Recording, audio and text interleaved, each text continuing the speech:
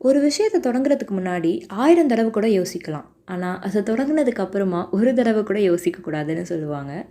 ஆனா, அதுக்காக நம்மள பல பேர் அளவுக்கு அதிகமா யோசிச்சு நம்மளோட ட்ரெயின மிஸ் பண்ணிட்டு நின்னுட்டுருக்கோம். எஸ். அந்த ஓவர் திங்கிங் பத்தின ஒரு வீடியோ தான் இது. இந்த ஓவர் திங்கிங் பண்ணாதவங்க நம்மள ரொம்ப கம்மியான ஆளுங்க தான் இருப்பாங்க. ஏன்னா, ஒரு விஷயத்த நெறைய நேரம் யோசிச்சா தான் சரியான முடிவு எடுக்க முடியும் அப்படின்னு நம்மள நெறைய பேருக்கு கருத்து இருக்கு. ஆனா, ஓவர் திங்கிங்னால உங்களோட ஜட்ஜ்மெண்ட்டோ இல்ல டிசிஷனோ நெறைய நேரத்தில தப்பா தான் முடியுது. ஓவர் திங்கிங் லைஃப்க்கும், மனசுக்கும் நல்லது இல்லன்னு நெறைய மோட்டிவேஷனல் வீடியோஸில் கேட்டிருப்போம். ஆனா, ஓவர் திங்கிங் பண்ணா நம்ம லைஃப்பில் என்ன நடக்கும் அப்படின்றதுக்கான ஒரு சிம்பிள் ரியல் லைஃப் எக்ஸாம்பிள் தான் இப்போ நம்ம பார்க்க போகிறோம். Harry Houdini. இவர் ஒரு American escape artist, illusionist and stunt performer. எந்த ஒரு இடத்துல இருந்தும் ஈஸியாக எஸ்கேப் ஆகி அவரால் வந்துட முடியும்.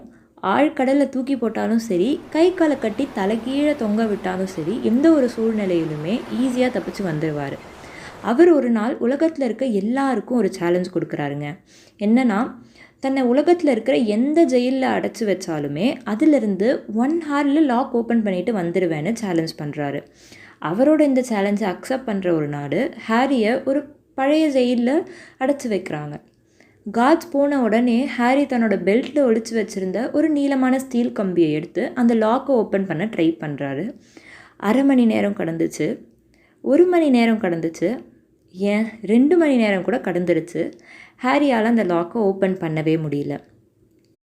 2 ஹார்ஸ் அப்புறமா அந்த கார்ட்ஸ் வந்து டோர் ஓப்பன் பண்ணும்போது தான் தெரியுது அவங்க அந்த டோரை லாக் பண்ணவே இல்லை.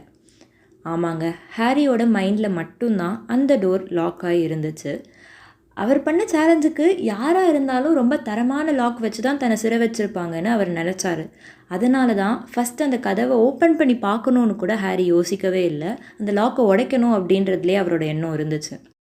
சினிமாலலாம் இந்த மாதிரி மூடாத கதவை ஓப்பன் பண்ணுறதுக்கு கஷ்டப்படுறத நிறைய காமெடி சீன்ஸில் பார்த்துருப்போம்.